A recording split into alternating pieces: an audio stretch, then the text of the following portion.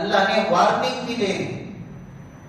سورہ ملک کی آیت نمبر 16 اٹھا کر آپ دیکھیں، بدری آیت میں اللہ نے زمین جیسی نعمت کا تعارف کروایا، ذکر کیا، تو بات والی آیت میں اللہ نے فرمایا لیکن یاد رکھو زمین جس طرح تمہارے تابع ہے، یہ نہ سمجھ لینا کہ جیسے چاہے تم زمین میں منمانی کر سکتے ہو، بلکہ زمین کا اختیار تمہارے ہاتھوں میں نہیں، اللہ کے ہاتھ میں ہے۔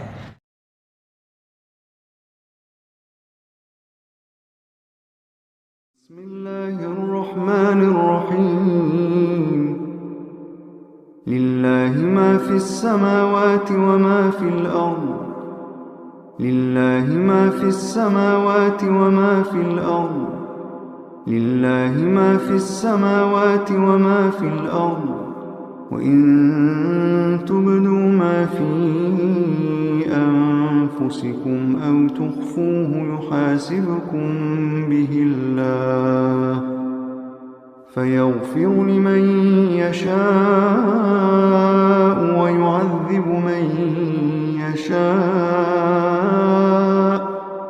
فَيَغْفِرُ لِمَن يَشَاءُ وَيُعَذِّبُ مَن يشاء والله على كل شيء قدير والله على كل شيء قدير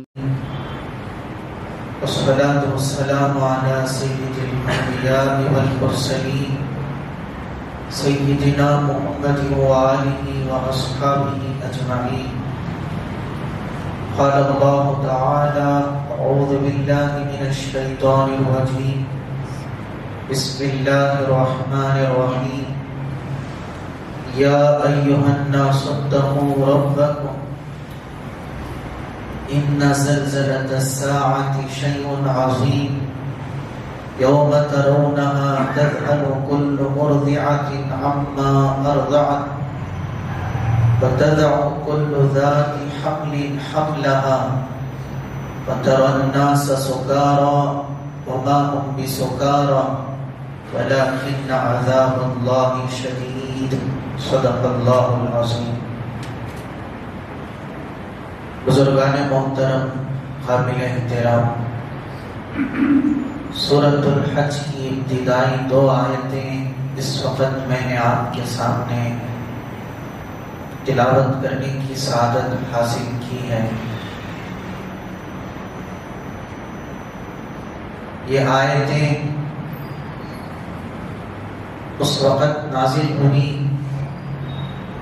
جب میرے اور آپ کے آقا امام الانبیاء حضرت محمد رسول اللہ صلی اللہ علیہ وسلم حالت سفر میں تھے، تو اللہ کے نبی نے ان آیتوں کی بلند آواز سے تلاوت فرمائی، تو حضرات صحابہ رضوان اللہ تعالی علیہم اجمعین جمع ہو گئے۔ اللہ کے نبی صلی اللہ علیہ وسلم نے ارشاد فرمایا، اللہ پاک نے ان آیتوں میں زلزلہ قیامت کا تذکرہ فرمایا ہے۔ تمہیں معلوم ہے کہ یہ کس دن ہوگا؟ حضرات صحابہ عرض کرنے لگے اللہ اور اس کے رسول ہی زیادہ جانتے ہیں۔ تو آپ علیہ السلام نے ارشاد فرمایا کہ اس دن ہوگا جس دن اللہ پاک حضرت آدم علیہ السلام سے فرمائیں گے کہ جہنمیوں کو اٹھائیے۔ حضرت آدم علیہ السلام فرمائیں گے کہ کون ہے؟ اللہ تعالیٰ فرمائیں گے کہ یاجوج ماجوج میں سے 999 کو اٹھائیے۔ اس طرح یاجوج ماجوج کی قوم میں کثیر تعداد میں جہنم میں جنہیں داخل کیا جائے گا اور انسانوں میں سے ایک کو اٹھایا جائے گا۔ اس طرح یاجوج ماجوج سے جہنم بھر جائے گا۔ حضور اکرم صلی اللہ علیہ وسلم نے ارشاد فرمایا کہ یہ وہی دن ہے جس دن بچہ بوڑھا ہو جائے گا. یوم یجعل الولدان شیبا، ایسا دہشتناک دن ہوگا، ایسا خوفناک دن ہوگا کہ جس دن گھبراہٹ کی وجہ سے یا اس کے طول ہونے کی وجہ سے بچے بوڑھے ہو جائیں گے، حاملہ عورتیں حمل ضائع کر دیں گی. تو قرآن مجید نے قیامت کے سلسلے میں جو منظر کشی کی ہے سینکڑوں مقامات میں، اس طرح اللہ پاک نے قیامت کو بیان کیا ہے کہ جس کے تذکرے سے چاہیے کہ دل کی دنیا اس طرح متاثر ہو. خاص طور پہ ہر کسی کے دل میں فکر پیدا ہو جائے کہ کوئی کھیل تماشا نہیں، کہ کوئی بنائی ہوئی داستان نہیں، بلکہ ساری چیزیں حقیقت ہیں. جو کچھ اللہ نے بیان کیا، جیسے زمین کا پھٹنا، آسمان کے ٹکڑے ہونا، اور اسی طرح سورج اور چاند اور ستاروں پر قیامت کا قائم ہونا، بحر و بر کا اپنے مقام پر نہ رہنا، کائنات کا زیر و زبر ہو جانا، یہ اتنا بڑا دھماکہ ہے کہ جو کہ بالکل حقیقت ہے کہ جس کے آنے میں کوئی شک نہیں، کوئی ڈاؤٹ نہیں. تو اسی لیے اللہ پاک نے یہاں جس زلزلے کا تذکرہ فرمایا کہ عظیم ترین زلزلہ ہے. اللہ تعالیٰ کا فرمان ہے، یا ایھا الناس اتقوا ربکم، اے لوگوں ڈرو اپنے پروردگار سے. ان زلزلۃ الساعۃ شیء عظیم، بے شک قیامت کا زلزلہ بہت بڑی چیز ہے، بہت بڑا حادثہ ہے. یوم ترونہا تذہل کل مرضعۃ عما ارضعت، کہ ایسی دہشت طاری ہوگی کہ جس دہشت کی وجہ سے آپ اس دن دیکھیں گے کہ دودھ پلانے والی عورتیں اپنے دودھ پیتے بچوں کو بھول جائیں. ایسا خوفناک دن ہوگا، ایسا عظیم ترین زلزلہ آئے گا.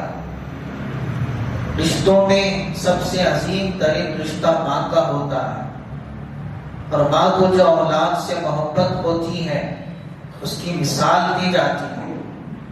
تو جب مائیں اپنی اولاد کو اور ان اولاد کو جو سینوں سے چمٹ کر دودھ پی رہی ہوں، جو انتہائی ماں کے قریب ہوتی ہے اولاد، تو ایسی اولاد کو جب فراموش کر دے گی تو بقیہ رشتوں کا کیا حال ہوگا. مائیں جب اولاد کو بھلا دے گی تو پھر بھائی بھائی کو کہاں سے یاد رکھے گا، شوہر بیوی کو کہاں سے یاد رکھے گا، بیوی شوہر کو، دوست دوست کو. تو جس دن کی گھبراہٹ اور دہشت اس قدر خطرناک ہوگی، شدید ہوگی، کہ آپ دیکھیں گے کہ دودھ پلانے والی عورتیں دودھ پیتے بچوں کو بھول جائیں گی، اپنی جان کی پڑ جائیں گی، نفسا نفسی کا عالم ہو جائے گا.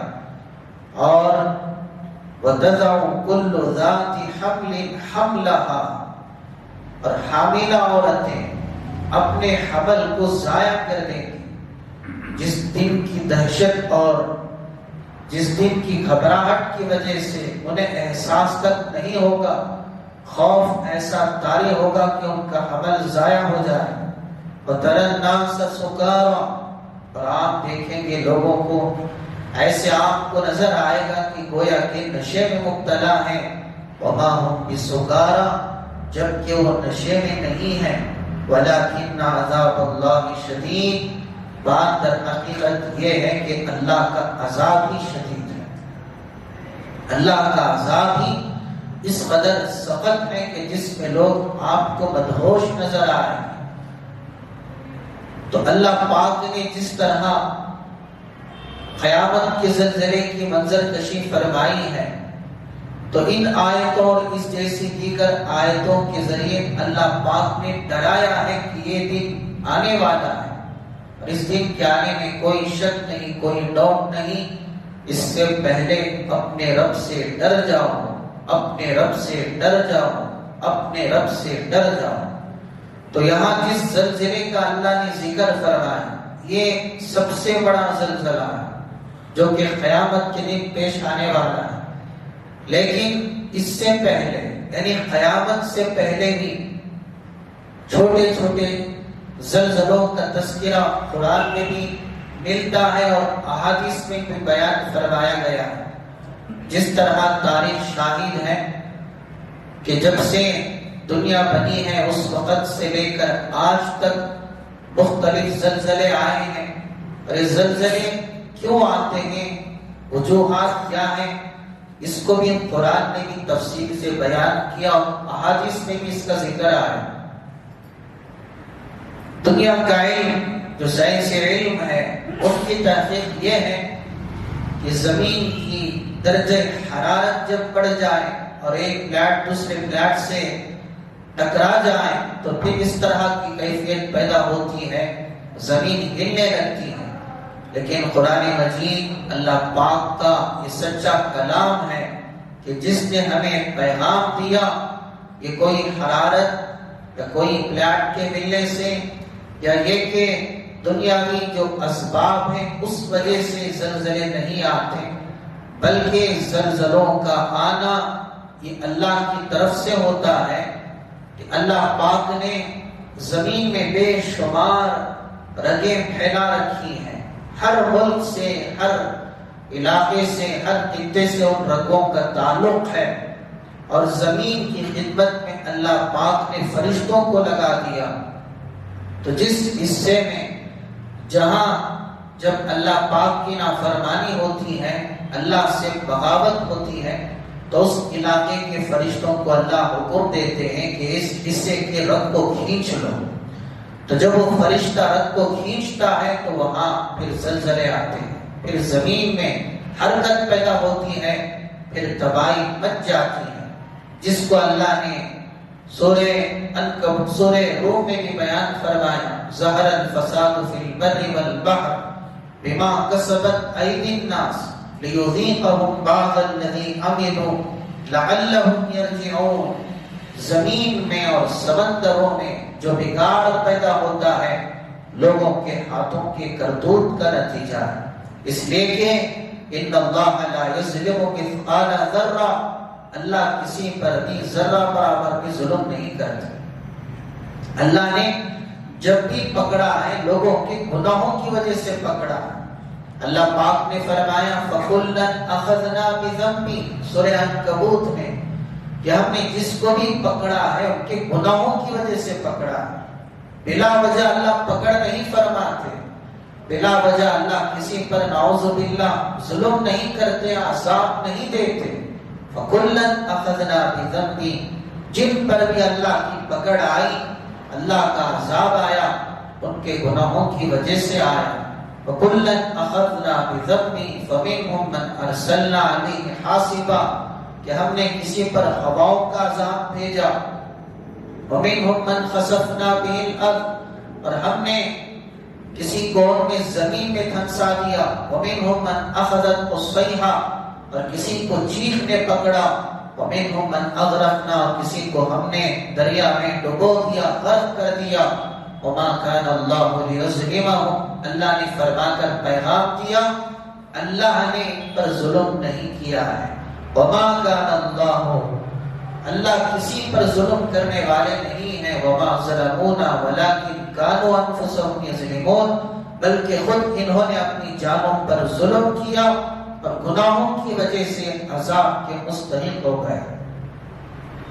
ورنہ اللہ پاک نے کائنات کے ذرے ذرے کو انسان کی خدمت کے لیے پیدا فرمایا ہے۔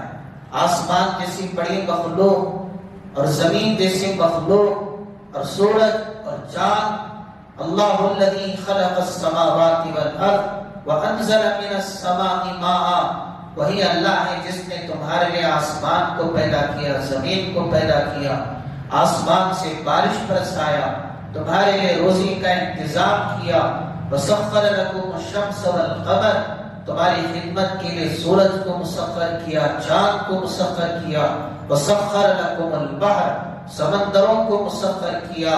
هو الذی جعل لكم الارض ذلولا فامشوا فی مناکبها وکلوا من رزقہ. سورہ ملک میں اللہ نے فرمایا کہ وہی اللہ ہے جس نے تمہارے لیے زمین کو تمہارے تابع کر دیا. ذلولن کے معنی آتے ہیں کہ زمین کا عاجز ہو جانا، پست ہو جانا، مسخر ہو جانا. جبکہ زمین انسان کے مقابلے میں بڑی مخلوق ہے. لخلق السماوات والارض اکبر من خلق الناس. لیکن اتنی بڑی مخلوق ہونے کے باوجود بھی اللہ نے زمین کو اتنا عاجز بنا دیا کہ زمین انسان کے تابع ہے.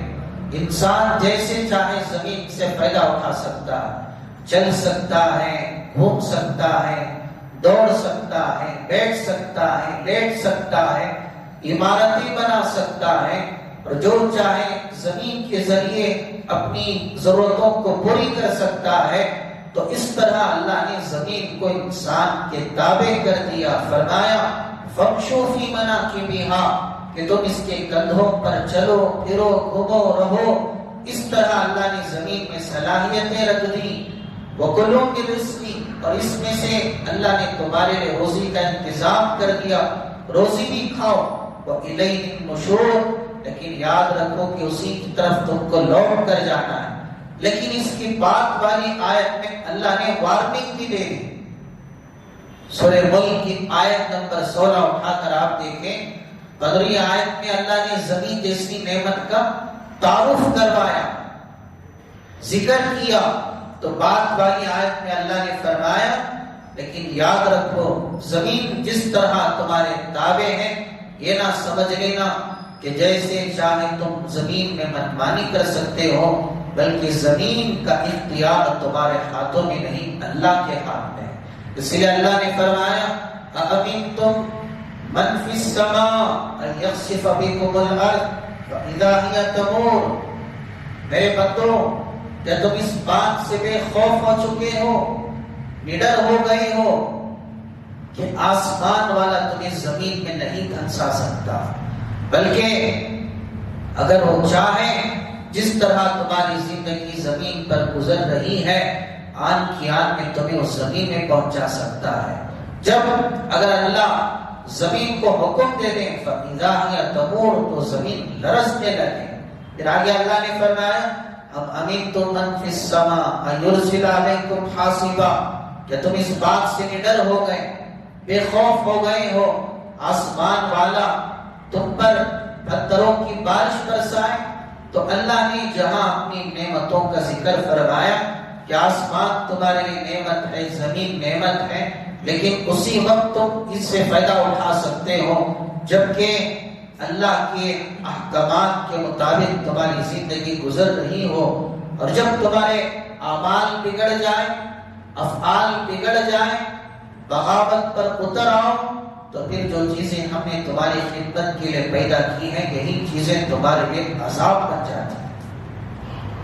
اللہ نے فرمایا أَفَأَمِنَ أَهْلُ الْقُرَىٰ أَن يَأْتِيَهُمْ بَأْسُنَا بَيَاتًا وَهُمْ نَائِمُونَ کیا یہ بستی والے اس بات سے نڈر ہو گئے، بے خوف ہو گئے کہ ان پر ہمارا عذاب اس وقت بھی آ سکتا ہے جبکہ یہ سو رہے ہوں. أَفَأَمِنَ أَهْلُ الْقُرَىٰ أَن يَأْتِيَهُمْ بَأْسُنَا ضُحًى وَهُمْ يَلْعَبُونَ کیا یہ بستی والے اس بات سے نڈر ہو گئے کہ ان پر ہمارا عذاب اس وقت بھی آ سکتا ہے جبکہ کھیل کود میں ہو، کاروبار میں ہو، اور ان کے ایام اپنی مشغولیات میں گزر رہے ہوں. تو لہٰذا اللہ پاک نے مختلف انداز سے ڈرایا کہ ڈرو اپنے رب سے، ڈرو ڈرو اپنے رب سے ڈرو. اور اللہ نے پیغام دیا آسمان و زمین کا بگڑنا اور آسمان و زمین کے نظام میں جو فساد پھیلتا ہے اس کے لیے واحد اگر کوئی سبب ہے تو بندوں کے اعمال ہیں، بندوں کے افعال ہیں. مزید اس کی تشریح اللہ کے حبیب پاک صلی اللہ علیہ وسلم نے سینکڑوں احادیث میں اس طرح ارشاد فرمایا. آپ نے ترمذی شریف کی حدیث ہے کہ زلزلے کب آتے ہیں، زمین میں دھنسانے کا عذاب کب آتا ہے اور پتھروں کی بارش کب ہوتی ہے، اللہ کے حبیب پاک صلی اللہ علیہ وسلم نے کچھ علامتیں بیان فرمائی، جس حدیث کے راوی حضرت ابو ہریرہ رضی اللہ عنہ ہیں۔ حضور اکرم صلی اللہ علیہ وسلم نے فرمایا اذا اتخذ الفیء دولا، کہ جب غنیمت کو، قوم کے مال کو حکمران اپنی ملکیت بنانے اور عیاشی کرنے لگے، جو ٹیکس کی شکل میں قوم حکمرانوں کو، حکومت کو مال پہنچاتی ہے، بجائے قوم کی رہبری یا خدمت کرنے کے جو ہے خود اس پر وہ مسلط ہو جائیں، اپنی ملکیت بنا لیں، تو یہ بھی اللہ کے عذاب کے آنے کے لیے بہت بڑی علامت ہے۔ تو اس حدیث کو سامنے رکھ کر آپ دیکھیے ایک ایک چیز پر بھی غور کرتے چلے جائیں کہ آج وہ چیزیں کس طرح کھل کر سامنے آ چکی ہیں۔ پھر آگے آپ نے فرمایا وَالْأَمَانَةُ مَغْنَمًا، صرف حکمرانوں کی بات نہیں بلکہ عوام بھی جب مال غنیمت کو، امانت کو اپنا مال سمجھ لیں، اپنی ملکیت سمجھ لیں، کہ کوئی کسی کی دکان پر ناجائز قبضہ کر لے، کسی کے گھر پر یا قرض میں پیسے لے کر واپس نہ پہنچائے، امانت میں خیانت کر دے، یہ بھی اللہ کے عذاب کے آنے کے لیے بہت بڑی نشانی ہے۔ وَالزَّكَاةُ مَغْرَمًا، پھر فرمایا باوجود زکات فرض ہونے کے زکات کو تاوان سمجھنے لگے، ٹیکس سمجھنے لگے، صحیح طور پر زکات نہ نکالے، یہ بھی بہت بڑی علامت ہے۔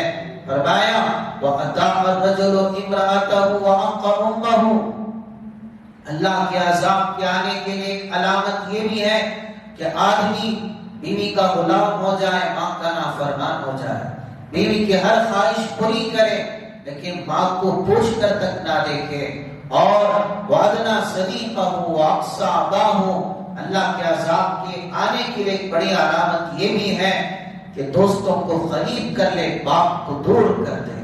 دوستوں کے ساتھ سارا وقت ہے، باپ کے لیے 10 منٹ نہیں ہے۔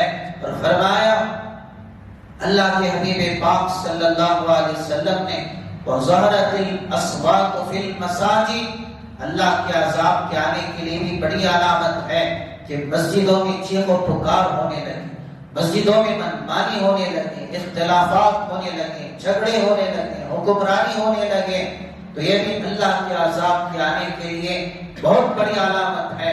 اور فرمایا وَسَادَ الْقَبِيلَةَ فَاسِقُهُمْ، قوم کا سربراہ نافرمان فاسق ہو جائے، وَكَانَ زَعِيمُ الْقَوْمِ أَرْذَلَهُمْ، اور قوم کا لیڈر، حکمران، سب سے زیادہ جو قوم میں رذیل آدمی، جو ظالم ہے، وہ بن جائے، تو ایک ایک نشانی پر بھی آپ غور کر لیں کہ اعمال کس طرح اظہر من الشمس، یعنی سورج کی روشنی سے زیادہ واضح ہو چکی ہیں۔ اور پھر آگے آپ نے فرمایا وَأُكْرِمَ الرَّجُلُ مَخَافَةَ شَرِّهِ، آدمی کی عزت اس کے شر سے ڈر کر کی جانے لگے، اپنے غرض کے لیے لوگوں کو سلام کریں، اپنے غرض کے لیے لوگوں سے دوستی کریں، یہ بھی قیامت کی بڑی علامت ہے۔ پھر آگے آپ نے فرمایا وَظَهَرَتِ الْقَيْنَاتُ وَالْمَعَازِفُ، جب گانے والیاں معزز ہو جائیں، ناچنے والوں کی عزت ہو، قرآن و حدیث کے مطابق زندگی گزارنے میں نوجوانوں کو آر محسوس ہو رہی ہو، سر سے لے کر پیر تک ناچنے والوں کے غلام تمہیں نظر آئے، تو گویا یہ بھی اللہ کے عذاب کے آنے کے لیے بہت بڑی علامت ہے۔ پھر آپ نے فرمایا وَشُرِبَتِ الْخُمُورُ، شرابوں کو کثرت سے پی جانے لگے، شراب عام ہو جائے، ناچ گانا عام ہو جائے۔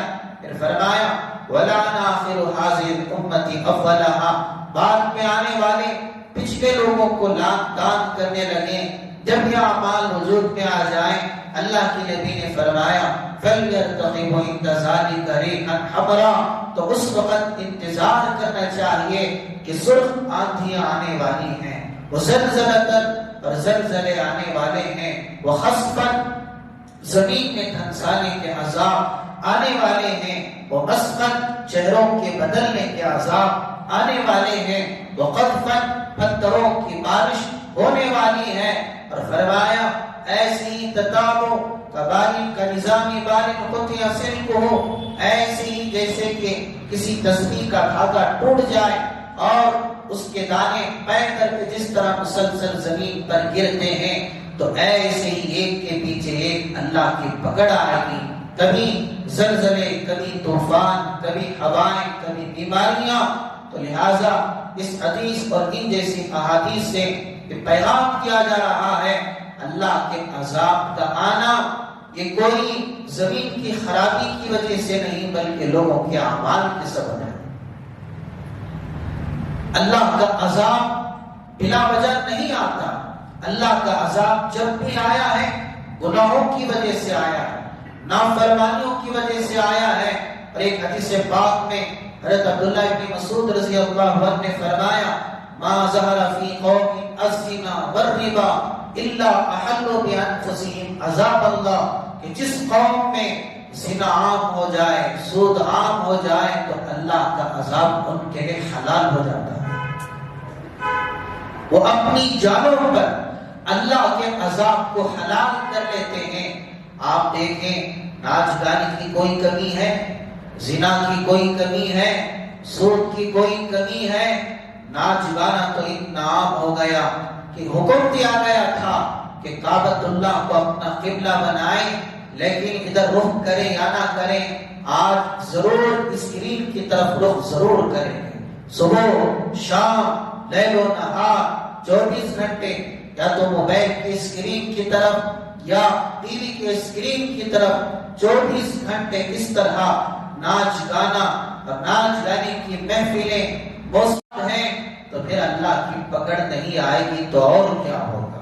تو ان حالات میں کہ جب اللہ کی پکڑ آنے والی ہو یا آ چکی ہو، تو اس وقت کیا کرنا چاہیے؟ حضور اکرم صلی اللہ علیہ وسلم کے زمانے میں ایک مرتبہ زمین ہلنے لگی، آپ نے فرمایا کہ زمین ٹھہر جا۔ پھر آپ نے صحابہ سے فرمایا، اللہ فرماتے ہیں کہ تم توبہ کرو، تم استغفار کرو، واحد راستہ ہے، اللہ کو منا لو۔ اللہ کے عذاب سے اللہ ہی بچا سکتا ہے، اللہ کی پکڑ سے اللہ ہی بچا سکتا ہے۔ کوئی کھیل تماشا نہیں، کوئی ٹائم پاس کی بات نہیں، یا کوئی دنیاوی تفریحات کی طرح ہم ان مناظر پر بھی جو ہے تفریحی نگاہ ڈال دیں، نظر ڈال دیں، پھر وہی صبح وہی شامیں۔ میرے بھائیوں، اللہ کے لیے عبرت کی نگاہ ڈالیں۔ فَاعْتَبِرُوا يَا أُولِي الْأَبْصَارِ، وہ بھی ہماری طرح انسان تھے، ترکی والے، شام والے، ان کے بھی کاروبار تھے، ان کے بھی بیوی بچے تھے، ان کے بھی عالیشان عمارتیں تھیں، ان کی بھی اپنی مشغولیات تھیں۔ کس نے جانا تھا کہ ہم بستر پر سوئیں گے، جب صبح ہوگی تو قبر میں پہنچ چکے ہوں گے؟ کس کو معلوم تھا؟ اس لیے تو اللہ نے فرمایا، کیا اس بات سے نڈر ہو گئے کہ ہمارا عذاب سونے کی حالت میں بھی آ سکتا ہے، کاروبار کی حالت میں بھی آ سکتا ہے، دن میں بھی آ سکتا ہے؟ کیا حشر جو اللہ نے کیا، کیا اتنا کافی نہیں ہے زندگی بدلنے کے لیے؟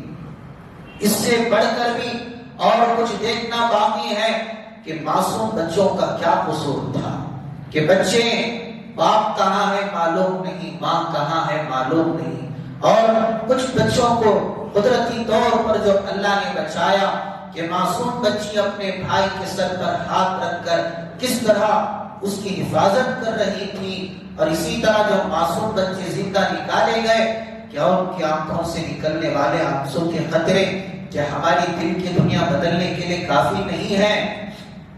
جو حشر ان کے ساتھ ہوا، کیا وہی ہمارے ساتھ ہو نہیں سکتا؟ کس بات کی گارنٹی ہے کہ ہم جو چاہیں منمانی کریں، ہماری عیاشی سلامت رہے گی، ہماری خوشیاں سلامت رہیں گی، اور ہماری دولتیں، ہمارے کاروبار اور ہماری روٹیاں اور اسی طرح ہماری منمانی باقی رہے گی؟ اسی طرح میرے بھائیوں، جس طرح ہم سوچتے ہیں ہمارے خیالات ہیں، ان کے بھی خیالات تھے، ان کے بھی تفکرات تھے، لیکن زلزلے نے اور زمین کی حرکت نے کس طرح انہیں بھاگنے پر مجبور کر دیا، کس طرح نفسی نفسی کا عالم ہو گیا، کس طرح ان کے دلوں پر خوف طاری ہو گیا۔ تو ان حالات میں ایک ہی ایک راستہ ہے کہ اپنے اللہ کو منا لیں، اللہ کو خوش کر لیں کہ ہم نے توبہ میں تاخیر کر دی، ہم نے استغفار میں تاخیر کر دی۔ حضرت عمر بن عبدالعزیز رحمۃ اللہ علیہ نے اپنے گورنروں کو ایک پیغام بھیجا کہ دیکھو، جب بھی زلزلے آتے ہیں گناہوں کی وجہ سے آتے ہیں، جب اللہ ناراض ہو جاتا ہے تو تمہیں چاہیے کہ توبہ کرو، استغفار کرو، انفرادی طور پر، اجتماعی طور پر، اور جہاں تک ہو سکے نفلی صدقہ خیرات میں زیادتی کرو۔ صدقہ کرنا اللہ کے غصے کو ٹھنڈا کر دیتا ہے، تو صدقے کے ذریعے اللہ کے عذاب سے بچنے کا راستہ ہے، اور توبہ اللہ کے ذریعے، استغفار کے ذریعے، اور سچی آنسو جو ہے اللہ کے سامنے بہانے کے ذریعے اللہ ہی ہمیں اپنے عذاب سے بچا سکتے ہیں۔ ورنہ اللہ کو کسی سے کوئی دشمنی نہیں، کوئی عداوت نہیں، بلکہ اللہ نے یہ بھی فرمایا دنیا میں جو عذاب آتے ہیں آخرت کے مقابلے میں بہت چھوٹے عذاب ہیں۔ وَلَنُذِيقَنَّهُم مِّنَ الْعَذَابِ الْأَدْنَىٰ دُونَ الْعَذَابِ الْأَكْبَرِ۔ اور یہ بھی حالات کس کے اللہ لاتے ہیں؟ لَعَلَّهُمْ يَرْجِعُونَ، تاکہ میرے بندے توبہ کر لیں، اللہ کی طرف رجوع ہو جائیں، اپنے اللہ کو منا لیں، اللہ کو خوش کر لیں۔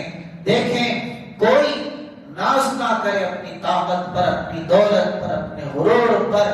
کیسے ارب پتھی آن کی آن میں اللہ نے زمین سے ملا دیا، روڈ پر آ گئے، نفسی کے عالم میں مبتلا ہو گئے، اور ہر اعتبار سے نیست و نابود ہو گئے۔ ہم بھی انہی طرح انسان ہیں، ہم پر بھی اللہ کی پکڑ آ سکتی ہے، مگر اللہ نے فرمایا کہ آنے سے پہلے، ہمارے عذاب کے آنے سے پہلے اپنی آنکھوں کو کھول لو، اپنے اللہ کو منا لو، توبہ کر لو۔ اگر دنیا میں فرض کر لو پکڑ بھی نہیں آئی، زندگی تو گزر گئی، لیکن آخرت کے عذاب سے کون بچا سکتا ہے؟ دنیا میں موت آئے گی، ایک دفعہ آئے گی، ختم ہو جائے گی، لیکن مرنے کے بعد اگر خدا نہ خواستہ مجرم بن کے ہم پیش کیے جائیں تو اس دن اللہ کے عذاب سے بچانے والا کوئی نہیں۔ تو آج موقع ہے، زندگی سلامت ہے، ہم سب کا سب سے پہلا فریضہ ہے کہ اللہ کے حضور میں سچی توبہ کر لیں۔ اللہ ہم سب کو کہنے سننے سے زیادہ عمل کی توفیق عطا فرمائے۔ درود شریف پڑھیں۔ اللهم لك الحمد كله ولك الشكر كله وصل على حبيبك سيدنا ونبينا ومولانا محمد وبارك وسلم۔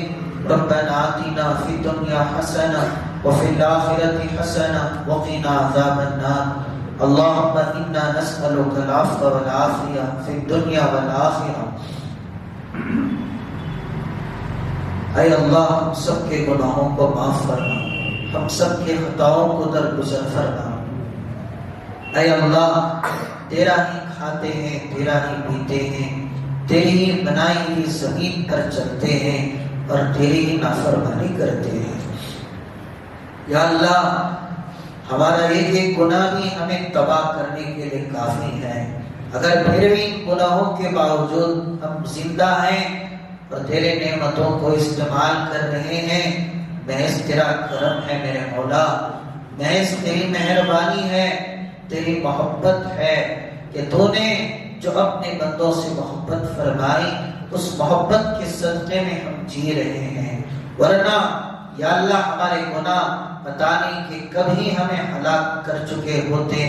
ہر دن زمین کہتی ہے اجازت دے ہم اسے اندر لے لیں، آسمان اور پہاڑوں اور فرشتوں کی یہ صدا ہے، لیکن تو نے انہیں روکے رکھا ہے، تو توبہ کا انتظار کر رہا ہے، لیکن ہم ظالم ہیں کہ ہم توبہ کرنے میں تاخیر کر رہے ہیں۔ اے اللہ، ہمارے اس جرم عظیم کو معاف فرما۔ اے اللہ، ہمارے گناہوں کی وجہ سے اور ہمارے برے اعمال کی وجہ سے اے اللہ ایک عذاب آیا تھا۔ اے اللہ، ہمارے برادروں پر، ہماری بہنوں پر، اور اے اللہ ایک معصوم بچوں کا کیا قصور تھا؟ بچوں کو معلوم بھی نہیں کہ دنیا کسے کہتے ہیں، بچوں نے نظر بھری نگاہ بھی نہیں ڈالی تھی، انہیں معلوم بھی نہیں تھا کہ ان کے بچپنے میں ایسا عذاب آئے گا۔ ماں باپ ان کی آنکھوں کے سامنے ملبے میں دب جائے گے، بھائی بھائی جدا ہو جائے گی، دنیا کی زندگی نیست و نابود ہو جائے گی۔ بے شک ان بچوں کا کوئی قصور نہیں تھا، ہمارے گناہ ہیں جو اس کے لیے سبب بنے، ہمارا ظلم ہے جو ان معصوموں کی ہلاکت کے لیے ذریعہ بنا، سبب بنا۔ اے مالک ہمیں معاف کر دے، ہمیں معاف کر دے، ہمیں معاف کر دے۔ اے اللہ جو اس حادثے میں دنیا سے رخصت ہو گئے انہیں جنت نصیب فرما، ان کی مغفرت فرما، ان کے درجات کو بلند فرما، ہمیشہ کی خوشی عطا فرما۔ اور اے اللہ جو معصوم بچے جو زندہ ہیں اور جو بھی یا اللہ بڑے چھوٹے مرد عورتیں جو بچے ہیں اور روزی کے لیے پریشان ہیں، اور اے اللہ سردی کے موسم میں پتہ نہیں کہاں انہوں نے پناہ لی ہوگی، اے اللہ ساری سہولتیں ختم ہو گئی، آج جو ان پر حالات بیت رہے ہیں اے اللہ اس درد کو ہم کہاں سے محسوس کر سکتے ہیں؟ جس پر گزرتی ہے وہی جان سکتا ہے، مگر یا اللہ تو شہرک سے زیادہ بندوں سے قریب ہے اور تو جانتا ہے۔ اے اللہ جو بھی تکلیف میں ہیں سب کے تکلیفوں کو دور فرما۔ اس وقت سوائے دعا کے ہمارے پاس دینے کے لیے کچھ نہیں ہے، سوائے دعا کے ہمارے پاس کوئی عمل نہیں ہے، سوائے دعا کے گڑ گڑانے کے، تیرے سامنے رونے کے، تیرے سامنے فریاد پیش کرنے کے ہمارے پاس پر کوئی عمل نہیں ہے۔ اور اے اللہ ہم تجھے تیرے پیارے نبی کے دعاؤں کا واسطہ دیتے ہیں، ساری زندگی تیرے نبی نے اپنی امت کے لیے دعائیں فرمائی، یا اللہ میری امت، یا اللہ میری امت، یا اللہ تجھے تیرے نبی کے دعاؤں کا واسطہ، اپنے حبیب کی امت پر رحم فرما، پوری انسانیت پر۔ اے اللہ اس منظر کو ہم دیکھنے کی بالکل طاقت نہیں رکھتے یا اللہ، جو حالات ترکی میں اور شام میں پیش آئے اور جو لوگوں کی چیخ و پکار ہے، جو لوگوں کا تڑپ، باپ کے سامنے معصوم بچوں کی لاشیں ہیں یا معصوم بچوں کے سامنے ماں باپ کی لاشیں ہیں۔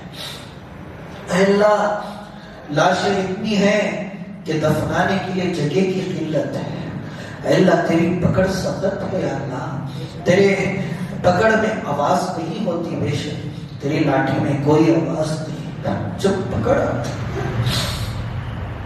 تو پھر اے اللہ آسمان و زمین کا نظام زیر و زبر ہو جاتا ہے۔ یا اللہ ہم اتنے کمزور ہیں، معمولی ٹھوکر برداشت نہیں کر سکتے، معمولی درد سر برداشت نہیں کر سکتے، اتنے بڑے عذاب کو کیسے برداشت کر پائیں گے؟